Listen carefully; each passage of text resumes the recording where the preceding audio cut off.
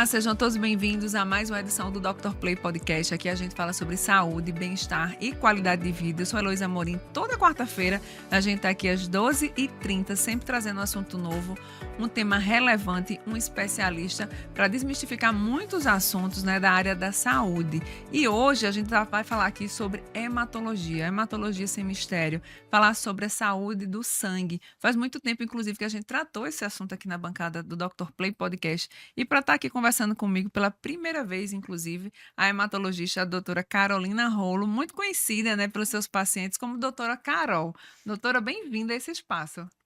Prazer imenso estar aqui. Muito obrigada pelo convite. Espero que seja bem esclarecedor para todo mundo essa nossa conversa. Com certeza. E eu fiz aqui uma seleção das principais dúvidas possíveis que as pessoas ainda têm a respeito da hematologista, como ela atua, né, no dia a dia das pessoas e que dá a vida, porque sangue, na verdade, é vida, né, doutora? E aí, antes da gente começar, eu queria convidar todo mundo a se inscrever no nosso canal no YouTube. Você nos encontra como Dr. Play, o nosso Instagram como também @Dr. Play. E olha só, a doutora ela é conhecida, né, já na área dela como hematologista, mas deixa eu passar aqui um breve perfil. Ela é médica formada aqui na Universidade Federal da Paraíba, inclusive ela é paraibana, né, lá da região de Souza. Ela fez residência de clínica médica pela Irmandade da Santa Casa de Misericórdia em São Paulo e também hematologia e hemoterapia pelo Hospital das Clínicas da Faculdade de Medicina da Universidade de São Paulo. E atualmente ela é médica hematologista no Hospital Nossa Senhora das Neves e também no Hospital São Vicente de Paula. Ela também atende seu consultório aqui em João Pessoa. Doutora, eu esqueci alguma coisa? Não, falou tudo. Olha só, antes da gente começar, eu queria que a senhora falasse um pouco também da sua profissão, né? Por que escolher hematologista? A gente vê que não é uma especialidade tão comum, pelo menos assim, pelo que a gente vê no dia a dia, nas redes sociais, até os profissionais que passam por aqui, é até um pouco raro, né? Sim, sim, é uma especialidade que tem Encontrar menos procura isso, e que realmente tem menos especialistas na área. isso. A hematologia é uma especialidade que eu sou apaixonada, tá? E aí na conversa vocês vão ver que eu realmente sou louca por hemato. E tanto porque é um assunto que me envolve muito, eu gosto da fisiopatologia das doenças, de como são realizados os tratamentos, mas, assim, muito também por causa do paciente hematológico, né? Assim, o vínculo que a gente cria com os pacientes, o quanto a gente aprende com eles a cada dia, isso tudo é muito engrandecedor, assim, e eu sou apaixonada pelo que eu faço. Então foi desde sempre, você já sabia que queria fazer hematologia ou essa escolha foi lá na universidade? Foi na universidade. Quando eu entrei na faculdade, pensei em outras coisas, mas provavelmente minha mãe influenciou um pouco. Ela não é médica, mas ela tem um laboratório, então eu já Hum. tinha um pouco de interesse nessa parte das células do sangue. E tem um professor também na faculdade que deixou muita gente apaixonada pela hematologia, e foi a partir daí que aí foi monitoria, um monte de coisa durante a faculdade, e depois acabei realmente fazendo clínica médica e a subespecialidade de Uhum. hematologia.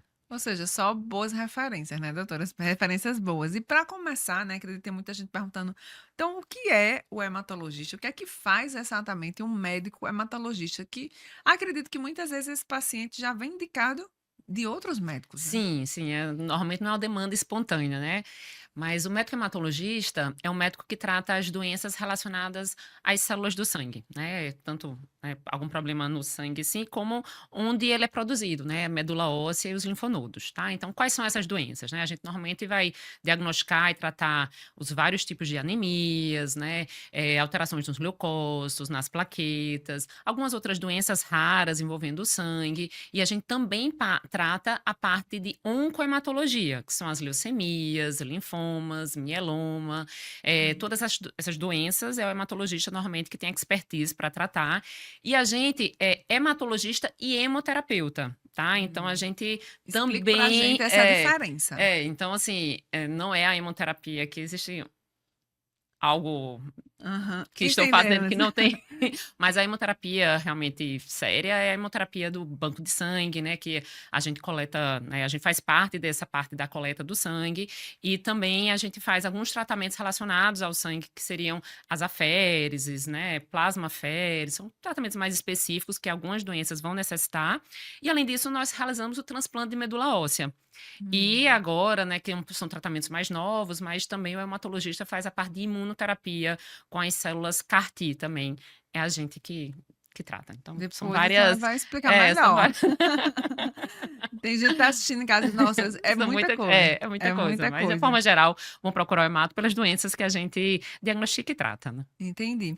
Doutora, e de fato, assim, em relação ao sangue, né, como, você bem falou, geralmente esse paciente já vem de um outro encaminhamento, não é essa questão da demanda espontânea, do nada, como ele procura um cardiologista, um ginecologista, um urologista, ele não vai: "Ah, vou procurar um hemato". Então, geralmente já tem esse encaminhamento. Então, antes desse encaminhamento, na verdade, tem alguma coisa que nós, né, como ainda não então, assim, pacientes, que é que a gente pode identificar se o corpo dá alguns sinais sobre problemas no sangue, ou geralmente só consegue detectar com exames laboratoriais ou como sequela de alguma outra doença? Não, clinicamente a gente já pode manifestar sintomas relacionados, sendo que assim, Hum. são vários tipos de doenças diferentes que a gente pode ter no sangue, né? A mais comum é a anemia, que existem várias causas diferentes. Então, se você tem sintomas de anemia, que seria indisposição, cansaço fácil, tá ficando pálido, né? O coração fica acelerado quando vai fazer uma atividade física.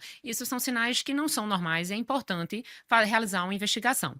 Hum. Normalmente, essa investigação realmente não vai partir, eu vou no hematologista porque eu acho que isso é um problema no Uhum, sangue, né? Esse uhum, paciente normalmente vai para um médico generalista, e aí vai ser feito um exame de uhum, sangue, o hemograma, né? E alterações no hemograma normalmente são encaminhadas para o hematologista, uhum. tá? Na verdade, em relação quando ocorre, né, esse encaminhamento, geralmente é quando o médico ali na sua especialidade mesmo, ele não consegue resolver, porque muitas vezes, por exemplo, uma mulher, né, ela tá ali com a sua ginecologista há muitos anos, deu uma alteração lá, deu uma anemia simples que ela vai prescrever a algum medicamento que tenha lá, né, ferritina, enfim, Sim, para conseguir estabilizar. Assim, quando é que ela realmente precisa encaminhar?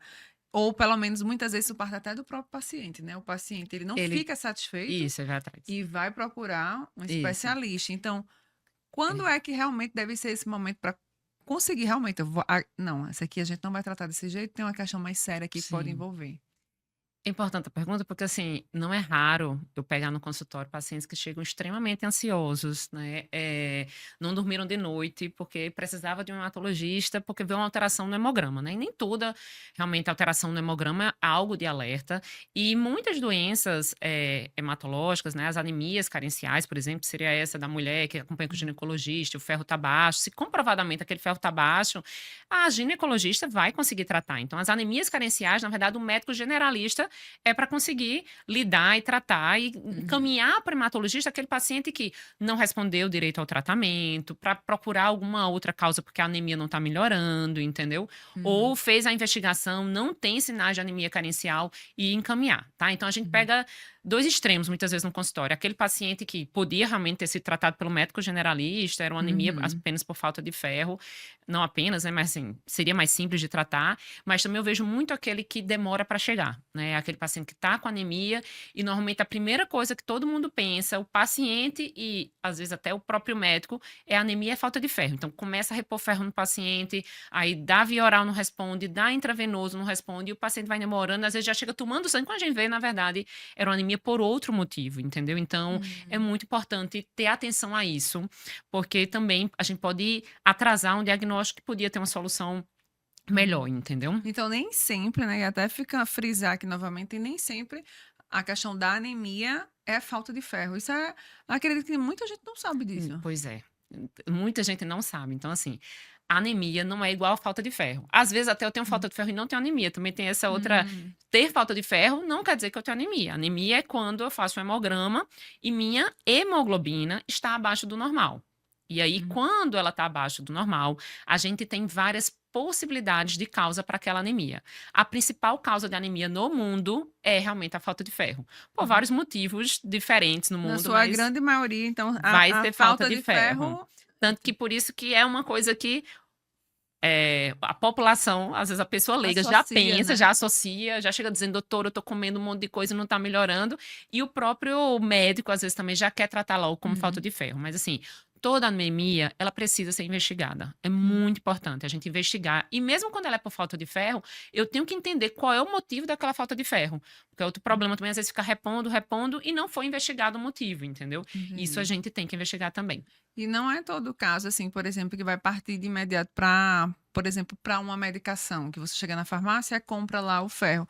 Algumas talvez podem ser leves de resolver, por exemplo, na alimentação, ou geralmente o médico ele recomenda melhorar a alimentação, mas não deixa de associar a medicação. Então, isso é outra também que Dúvida. todo mundo paciente associa Olha, eu tô me sempre. comportando como uma Não, paciente, tá né? certíssima, que é a dúvida que que quem tá Aham. em casa vai ter, né. Porque assim, por Eu que que eu tô co pergunto isso? Porque lá em casa, né, eu venho de uma família, né, de interior e tudo mais, aquele pessoal que tomava chá e que era beterraba, era cenoura, era tudo. Então, botava o prego na sopa também pra isso, então assim, venho disso aí. Mas hoje em Sim. dia, faz muito tempo que eu moro na capital, mas minha mãe continua no interior. E se eu falar hoje pra ela que eu tenho anemia, a receita dela vai ser a mesma, Sim, não, e não entendeu? é só no interior, assim, todo mundo e normalmente o paciente já chega querendo identificar um motivo, né, então o paciente fala: "Ai, doutor, então, eu não como feijão.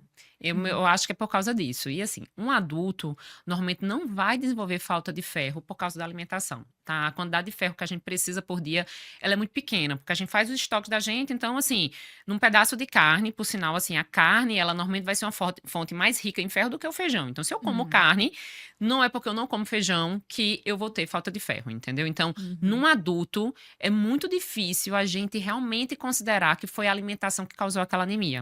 A pessoa tem que estar uhum. desnutrida pra gente pensar nisso, entendeu? Então, uma falta de Entendi. ferro no adulto, a gente tem que saber o que está acontecendo. Essa pessoa está sangrando, ou ela tem algum problema para absorver direito, né? Então, nas Uhum, mulheres, assim, o mais comum é o fluxo menstrual ser muito intenso, né? Mas num uhum, homem, por exemplo, a gente sempre tem que ir atrás, a gente tem que tentar entender o que está acontecendo, porque não é normal um adulto ter uhum, falta de ferro. Diferente da criança, né? Uma criança que está em crescimento, ela consome muito ferro para crescer, a uhum, alimentação é pobre em ferro, então isso pode justificar. Uma mulher que está uhum, grávida, né? Que a gente, quando está gestante, tem outra criança crescendo dentro de você, então o consumo de ferro é muito grande, então é muito comum nessas uhum, situações a gente ter falta de ferro pela situação que está, né? Mas uhum. você tá lá bem, sem ter nenhum motivo, de repente começa a desenvolver falta de ferro, isso precisa ser investigado o motivo, entendeu? E até dentro da própria anemia, doutora, tem vários tipos também de Muitos, anemias. muitos, Explica aí muitos. pra Então, gente, assim, porque umas são mais preocupantes, talvez, outras nem sim, tanto. sim, sim. Então, assim, a anemia a gente pode dividir.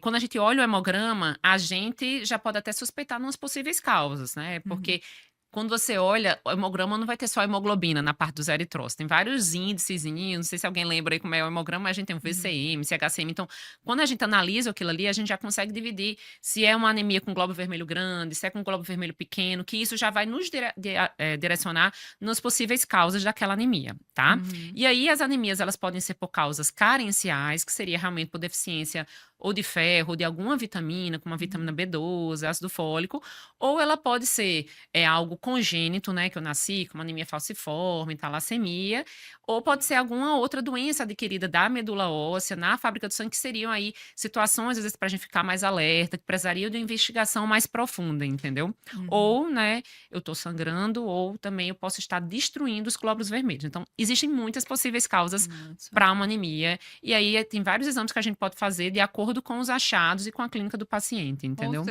Ou seja, aquele o hemograma mais simples, né, que indica lá se está com anemia ou não, ele é só a porta de entrada, né, então Exato, ele em é um exame caso de triagem, de triagem. Então né, tem muitos outros ainda que, que por pode exemplo, precisar. acredito que só um hematologista tem esse potencial de poder, passar, não é isso?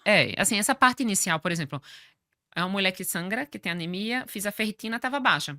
Ela já deu o diagnóstico a isso aí, é uma anemia Uhum, por falta de ferro, certo? Mas uhum, é uma mulher que está com anemia, eu fiz a ferritina, não estava baixa, então aí tem vários outros exames e a gente tem que juntar realmente com o que o paciente está sentindo, com o que ele tem mais de problemas de saúde, porque também uhum, vários outros problemas de saúde podem levar à anemia. Então, uhum, anemia é uma manifestação, na verdade, né? Ela não é em si, às vezes, a doença de base, ela pode ser uma manifestação de outra doença. uhum, E outra coisa até que confunde bastante, e os pacientes perguntam bastante assim: eu tô com anemia, doutora, eu posso ter a leucemia por causa da anemia? Ela pode se transformar em leucemia? É uhum. uma dúvida super Certo. frequente que angustia as pessoas, tá? Então, a anemia, como a forma mais comum, que seria anemia por falta de ferro ou deficiência de outra vitamina, ela nunca vai se transformar numa leucemia, certo? Uhum, É muito raro quando a gente tem outro problema na medula óssea, que aí não teria a ver com falta de ferro, nada, uhum, que aí realmente, por exemplo, uma síndrome mielodisplásica, eu posso, nessa situação específica, se transformar depois numa leucemia.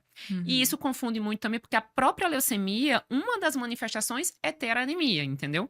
Mas uhum. aí eu vou ter outras alterações além da anemia, Uhum. muitas vezes, entendeu? Doutora, não é raro, né? Inclusive, a gente também vê alguns diagnósticos e a gente fica sabendo, fulaninho tal está com leucemia, adultos, inclusive, que são até muitas vezes pessoas que têm o costume, né? Têm o hábito e a educação já de fazer exames preventivos, de fazer exames anuais, que muitas vezes até nunca teve nem uma anemia e num exame de rotina, muitas vezes é pego de surpresa. Isso já aconteceu, assim, de eu ver pessoas até próximo de perder, inclusive, pessoas, porque Sim.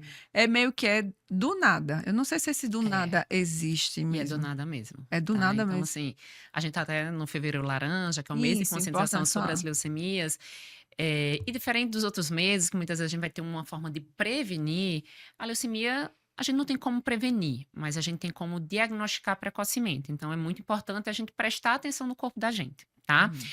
E a gente não tem um tipo só de leucemia, né? Então, essa leucemia que você está falando provavelmente é uma leucemia aguda, tá? Então, a Uhum. leucemia aguda, eu já tive paciente que uma semana antes tinha feito hemograma e estava bom. Depois, quando fez, já estava alterado e aí começou a apresentar alterações relacionadas, né? Porque é uma doença que se multiplica muito rápido, é uma doença que envolve alterações, né, na diferenciação das células e a gente começa a ocupar a fábrica do sangue por uma célula imatura que se chama blasto. Essa ocupação da fábrica do sangue vai impedir a produção dos glóbulos vermelhos, aí vai dar anemia, das Uhum. plaquetas, vai dar sangramento, entendeu? E pode também aumentar os riscos de infecção. Então, você começou a ficar rapidamente, né, muito cansado, indisposto, começou a perder peso, febre, sangramentos espontâneos. Isso é muito Uhum. importante procurar com urgência um serviço médico, porque Uhum. o tempo para um diagnóstico de uma leucemia aguda, ele faz muita diferença, entendeu? E é comum esse tipo de anemia acontecer, infelizmente? É cada vez mais recorrente? Ou é casos esporádicos, Não, assim? leucemia, assim, a gente pensando em todos os cânceres, ainda assim, os cânceres hematológicos, eles correspondem a menos de 10%, assim, dos cânceres do adulto. Uhum. Diferente da infância, né? A infância, dos cânceres da infância, o segundo mais comum é a leucemia aguda, né? Mas no adulto é uma doença mais rara do que câncer de mama, do que câncer de Uhum. pulmão, entendeu? E só falando assim, isso é a leucemia aguda. A gente tem a leucemia crônica, que essa sim pode ser detectada por exames de rotina, tá? Porque Uhum. ela muitas vezes não vai dar sintomas. E em várias situações, como a leucemia linfocítica crônica, pode ser que eu nunca precise realizar nenhum tratamento. A gente só realiza se o Uhum. paciente tiver sintomas. Então, a hemato são várias doenças e até uma doença que se chama leucemia, ela também pode ter várias classificações diferentes e cada uma vai ter um comportamento e um tratamento diferente. Então, Uhum. você ter o diagnóstico de leucemia não quer dizer necessariamente que você vai precisar tomar quimioterapia, que vai precisar ir para um transplante. Pode ser que nem precise Uhum. tratar e você vai levar uma vida normal, entendeu? Então, Nesse caso, né, das leucemias, a perspectiva de cura, ela é alta, porque, por exemplo, nos cânceres de pele, por exemplo, né, inclusive a maior incidência, porque a gente tá no Nordeste, porque, enfim, a gente tem sol o ano inteiro, tem tudo isso, mas a reversão, ela é quase que 95%, né, de chance de cura. Em casos de cânceres ligados ao sangue, o índice de cura é alto ou é complicado? tá, assim, porque o câncer de pele que você está se referindo, que é uma alta chance de cura, seria o câncer, o CBC e o SEC, né? Que são, E que com a cirurgia normalmente a gente trata. isso. Diferente, por exemplo, do melanoma, Retirou, né? que aí tem risco de ter metástase, tudo. As leucemias são doenças um pouco mais sérias, né? São cânceres que elas podem até pela própria, às vezes mesmo tendo possibilidade de cura, se, por exemplo, eu demoro um diagnóstico, eu posso morrer de complicações da doença, entendeu? E do Uhum, próprio tratamento, que é muito agressivo no caso da leucemia aguda, tá? uhum, Mas a gente teve muitas evoluções no tratamento, a gente uhum, teve evoluções que a gente sabe hoje, muitas vezes, qual é o gene que está envolvido na manifestação da doença, e com essa pesquisa, avaliação molecular, genética, a gente consegue fazer tratamentos mais direcionados, às vezes até menos tóxicos também, entendeu? uhum, Então, em relação a falar de cura, vai depender muito da subclassificação da leucemia, né? De uma forma uhum, geral, leucemia aguda, ela tem a possibilidade de curar, né? uhum, Mas vai depender realmente de quais são os genes que estão expressos, que são os fatores que a gente chama fatores prognósticos. E aí uhum, pode ser que às vezes até a gente consiga curar sem nem precisar ir para o transplante, por exemplo, uma uhum. leucemia aguda. Já outras que a gente vê que tem um fator prognóstico pior, a gente precisa do transplante alogênico para aumentar a chance de curar a doença, entendeu? E existem outros tipos de doença ligadas ao sangue que são silenciosas também? Sim, sim. Existem vários tipos Hum. de doenças ligadas ao sangue. Tem algumas que são bem benignas, às vezes até constitucionais, que não vão levar complicações na vida do paciente. Pode ser que o paciente nunca precise tratar, né? Uhum. Então, falando até da parte genética, por exemplo, tem alguns tipos de anemias genéticas, talassemia, quando ela é mínima, o paciente vai levar a vida inteira, vai ter uma alteração discreta no hemograma e nunca vai precisar fazer nenhum tratamento, né? A gente tem Uhum. alterações da coagulação também, que podem algumas levar a sangramento, outras não, né? Então, tudo vai depender muito da Uhum. intensidade da deficiência ou da manifestação, né, da doença e qual é o tipo da doença, né, o subtipo, porque a gente tem muitas doenças diferentes aqui Uhum. que a gente pode falar aqui na parte da hematologia, né, de forma geral. Doutora, em relação às diversas faixas etárias, né, na nossa vida, a criança, o adulto, o idoso, é preciso ter cuidados diferentes com o sangue para cada etapa dessa da nossa vida ou não tem isso? O sangue ele é O sangue é um só, mas, em relação aos cuidados de acompanhamento e os possíveis diagnósticos, eles vão ser diferentes em cada faixa etária, né. Então, uma criança, ela é muito mais comum a gente ver uma anemia por falta de ferro por causa da parte do crescimento, então precisa Uhum. tomar esse cuidado, muitas vezes até quando tá naqueles estirões, a ferritina tá baixa, o pediatra já começa a prescrever uma reposição de ferro, né. A Uhum. alimentação é super importante nessa faixa etária, porque isso influencia e pode levar a uma falta de Uhum. ferro, por exemplo, a uma anemia, né.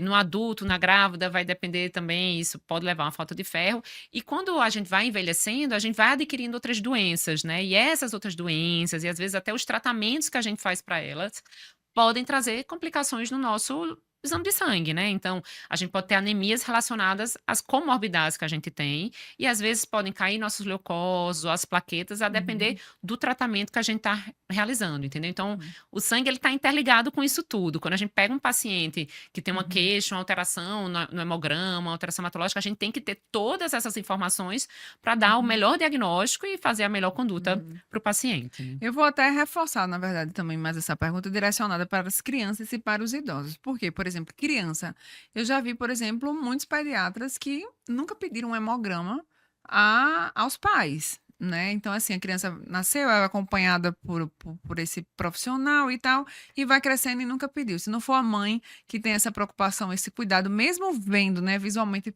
por fora, né, que a criança tá tudo ok, mas nunca pediu um hemograma simples, por exemplo. Como também, por outro lado, tem muitos idosos, né, que depois lá dos 60 anos, enfim, não quer mais fazer exame de É. nenhum mais, né, nem os de rotina, nem os de rastreio, nem hemograma, enfim. Queria que você chamasse a atenção desses 2 lados, porque, por exemplo, até no meu caso em particular, eu sempre peço, sempre de vez eu faço um check-up anual, e olha que meu filho só tem 4 Coitado, anos, bichinho, você vai eu ele ser peço. furado. Eu peço que eu digo: "Não, uma vez por ano, pelo menos, tem que fazer". Aí: "Não, mas não é necessário". Mas eu peço. Então, eu tô exagerando ou realmente tem um período certo para pedir? Porque, inclusive, eu atropelei algumas vezes, como, por exemplo, exames de alergia. Fiz no período errado, né, mas eu Pois queria é. fazer. Não deu em nada, né.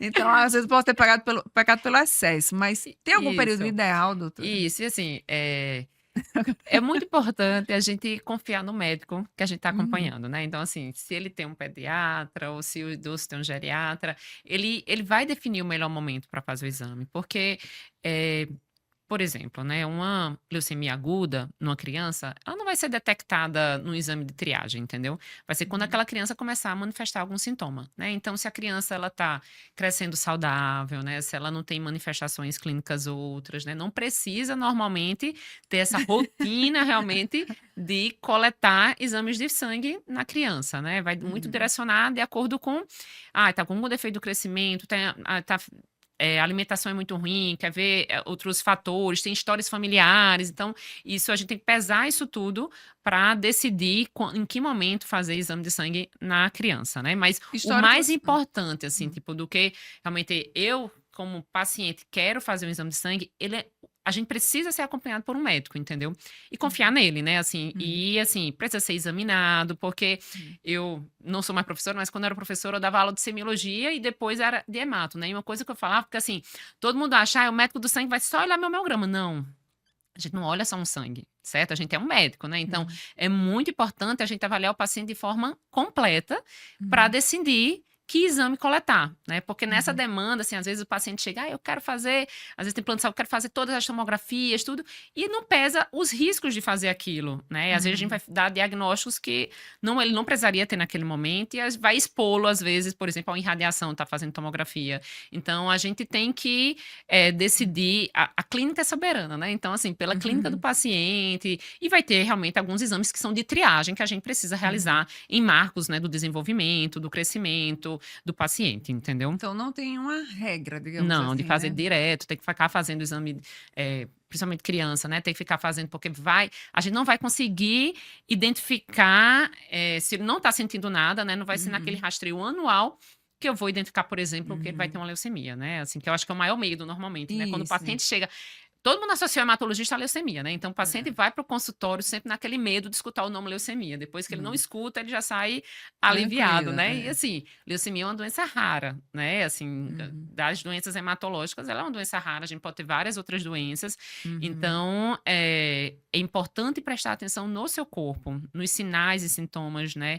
E aí Uhum. sim, realmente, nesse momento, quando eu começo a sentir algo, não é para retardar a procura ao médico, né? Porque aí Uhum. eu tenho que fazer a investigação, é importante fazer um hemograma, tô cansado, tô com roxo no corpo, eu tenho que fazer um hemograma para descartar se não tem Uhum. alguma alteração no exame de sangue, entendeu? Aí a senhora falando sobre isso, eu até pensei assim, inclusive tem algumas doenças que muitas vezes talvez o paciente ele fica até na dúvida se ele procura um hemato, se ele procura um dermato, por exemplo, né? Ah, já Porque aconteceu várias vezes, chegar no consultório, é uma Uhum. mancha no corpo, vai pro hemato. E na verdade, assim, a mancha do corpo do hematologista vai ser aqueles roxos, né, realmente roxo espontâneo, as equimoses, né, que são aqueles roxos Uhum. de pancada, a gente vai investigar se não é algum problema no sangue, nas Uhum. plaquetas, na coagulação, mas assim, uma mancha ou outra, normalmente é o dermatologista mesmo que deve procurar, né, assim, alguma outra alteração na pele, que normalmente é uma coisa mais específica do Entendi. dermato. Existem doenças hematológicas que vão fazer manifestações cutâneas, mas se o seu sintoma é exclusivo na pele,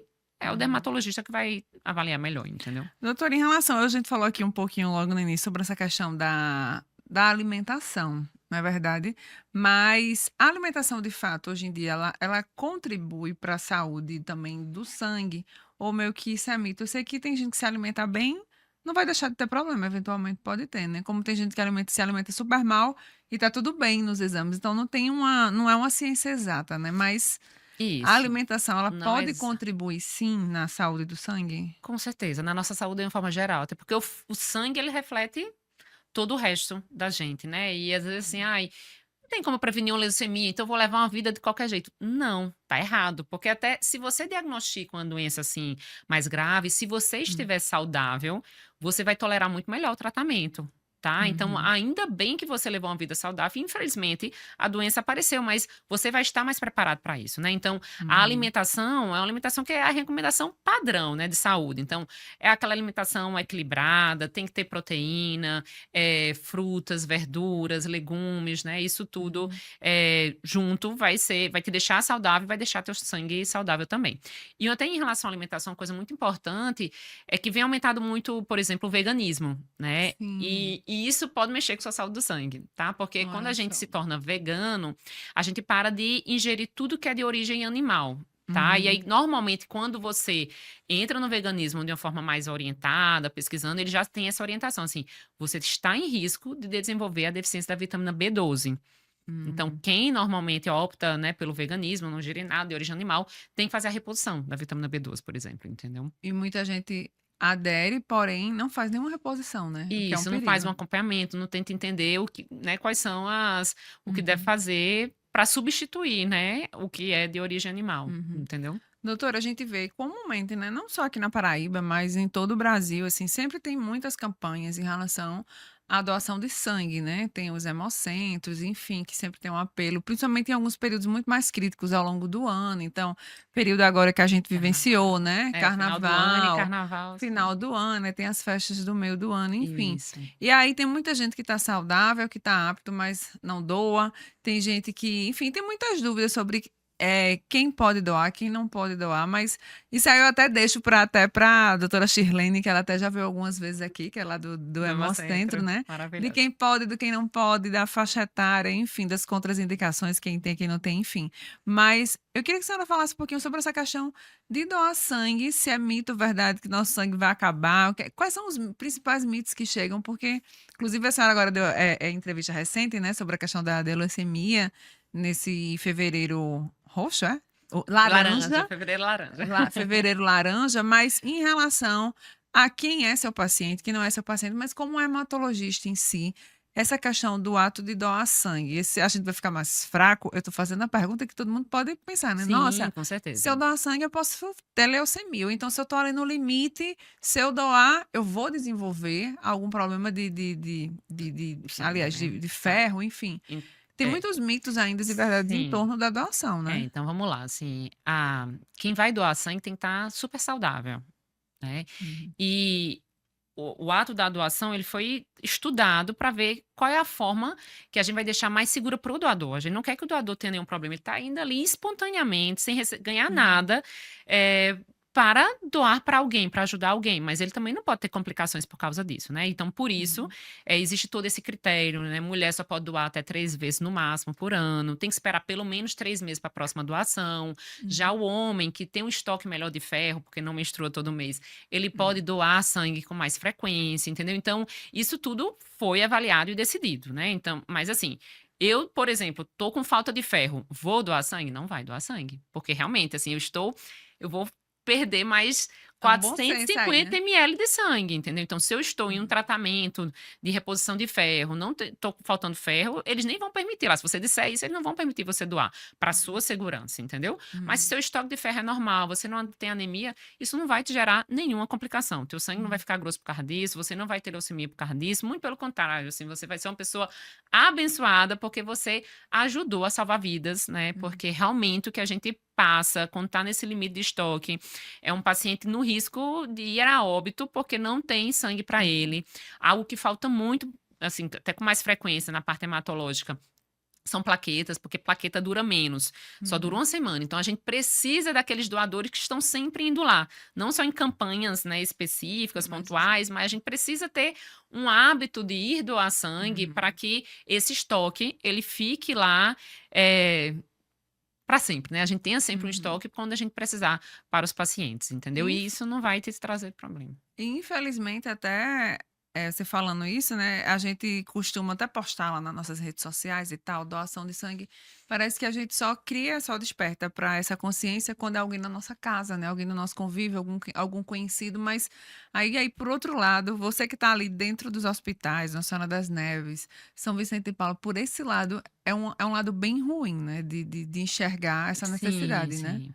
E aí, assim, por isso que até existe esse estímulo. Quando você tem alguém doente, a gente pede para os familiares em doar, porque quando você se sensibiliza com alguém mais próximo seu, você vai lá e vai Uhum, doar, né? É uhum, difícil você se sensibilizar se você não está passando por isso. E assim, não é, a gente não vai julgar, né? Mas assim, uhum, por isso até que é importante tanto essa conversa, a gente falar uhum, dos riscos que um paciente que não tem lá o sangue, o que é que pode acontecer com ele, né?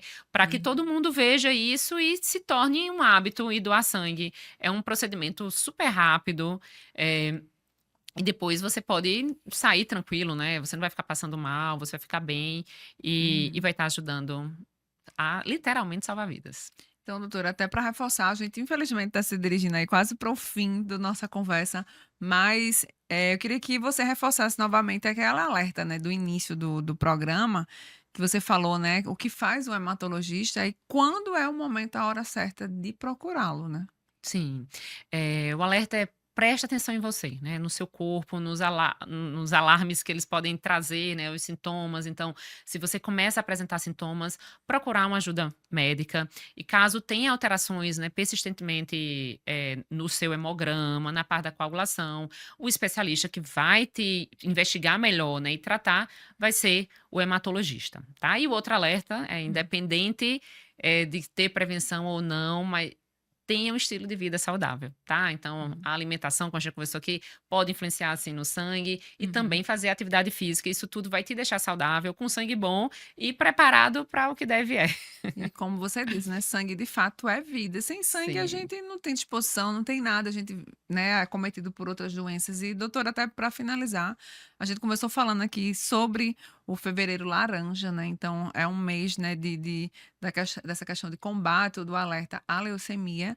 Eu também queria que você deixasse essa mensagem, porque geralmente a gente sempre tem alguém conhecido que já teve, enfim, ou que está em tratamento, mas que bom que existem esses meses de calendário colorido que nos faz lembrar sobre determinadas doenças e o que a gente quer aqui, na verdade, é prevenir, né? Como você bem falou, tem algumas doenças do sangue, como outras também, que não dá para prevenir, Mas dá para porém, ter o diagnóstico precoce. Então, assim, a precoce. importância do fevereiro laranja é conscientizar sobre os sintomas, os sinais de alerta, para procurar o mais rápido possível, para a gente ter um diagnóstico precoce, porque esse diagnóstico precoce vai salvar a tua vida. Tá? E, né, a gente sempre tem o gancho do fevereiro laranja em Uhum. relação a como salvar a vida de outra pessoa. Se eu não tô com leucemia, eu posso salvar a vida de alguém doando sangue e medula óssea, né? Então, se você tem menos Uhum. que 35 anos, você está apto a doar medula, se cadastrar lá no Hemocentro. É um procedimento super tranquilo também de fazer o cadastro, né? Então, Uhum. te convido também a ser um doador de medula. Ah, aproveitando, fale mais sobre essa doação de medula. Também é simples, é tranquila, como a doação de Não, sangue. não é tão Como é que simples como a funciona? doação de sangue, né? Vai depender, tem duas vias que a gente pode coletar a medula do doador, tá? Uhum. Pode ser do sangue periférico, mas não é como a doação, a gente faz um procedimento que a gente chama de aférese, certo? Que é um Uhum. pouco mais demorado, demora 2 a 3 horas.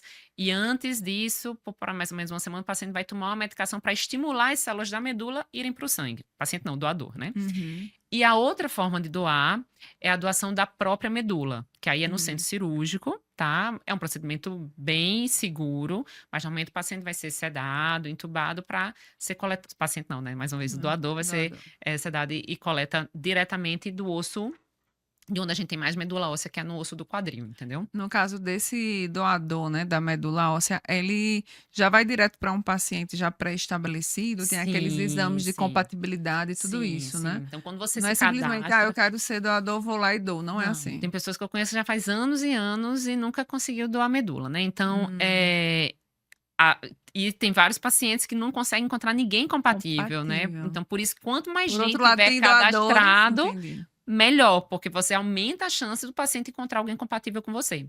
Quando Hum, você coleta o sangue, eles vão fazer o HLA do seu sangue. E hum. aquela tipagem HLA vai ficar lá no banco de medula. E quando eu faço de um Esse paciente. armazenamento é É longo. virtual, fica lá. Fica. É um banco de dados virtual. Aí eu vou lá, tem um paciente Hum, que precisa de doação de medula. Eu faço o HLA do paciente e cadastro no REREME, que é o banco dos hum, receptores de medula óssea. E hum, aí eles vão fazer esse cruzamento. Se o uhum, HLA tem alguém com HLA 100% compatível, entendeu? hum. Mas assim, é bem sofrido e bem difícil a gente encontrar, né? Compatibilidade.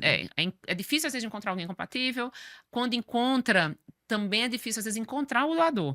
Porque às vezes a pessoa se cadastrou e nunca não atualizou mais seus dados, não tem mais o Nossa, contato. Então, se você se cadastrar, é importante também lembrar de se tiver alguma atualizar. mudança nos seus dados, é importante atualizar, porque senão a gente cria uma esperança, como eu já tive recente, um paciente, todo mundo ficou com maior esperança, ia dar tudo certo e Não localizada. depois não conseguiram, entendeu? E, assim, a doação pode ser para qualquer lugar do mundo, tá? Eu já tive paciente que recebeu medula da Alemanha aqui em Recife, entendeu? Olha, Então, pode vir de qualquer lugar do mundo.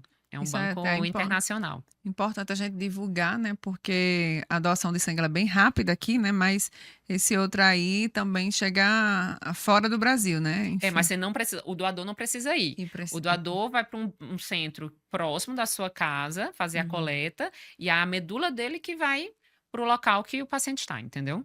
Gente, vamos despertar, né, para essa consciência. Tá cada vez sem tecnologia, todas as ferramentas que se tem lá. É também no Hemocentro aqui, em João O Pessoa? cadastro é no Hemocentro. No Você Hemocentro. vai coletar um tubinho como se fosse coletar um exame de sangue, um hemograma, entendeu? Entendi. Aí a coleta da medula são em centros que fazem transplante de medula óssea Centros já halogênica, entendeu? cirúrgicos Isso, mesmo, né? é. Doutora, muito obrigada por essa entrevista esclarecedora, muito didática. Eu aprendi bastante. Acredito que quem está em casa também. Gente, é preciso compartilhar. Esse podcast é de utilidade pública, viu? Sim. Praticamente. E tudo que você faz, dá para ver nos seus olhos, é com muito amor, muito carinho. Eu sei que esses pacientes devem chegar apreensivos, mas não falta amor nem acolhimento do seu consultório, não é isso? Sim, eu amo o que faço e amei estar aqui. É sempre um prazer imenso dividir conhecimento, discutir. Eu ficaria a tarde inteira aqui falando sobre hemato. Doutor, olha, para quem quer lhe achar, tenho certeza que muita gente aí, muitas vezes a gente pode não precisar, mas vai que precisa em algum momento, ou já conhece alguém que precisa, aonde lhe achar, quais são as suas redes sociais, se divulgue aí para o nosso Eu tô no público. Instagram, o arroba Carol Melo Fernandes. Estarei lá, tô lá. No Instagram e tem Facebook também, Carolina Fernandes. E onde é que a senhora atende? Eu atendo no Ecomedical, tá? Hum. Sala 1805, 18º andar. E também atendo no HNSN e pelo SUS no Hospital São Vicente de Paulo. Então, é fácil lhe achar, né? Graças a Tá aí. Deus. Então, doutora, obrigada, viu? E até a próxima. Até, prazer. Gente, a gente vai ficando por aqui e até semana que vem com mais um Dr. Play Podcast.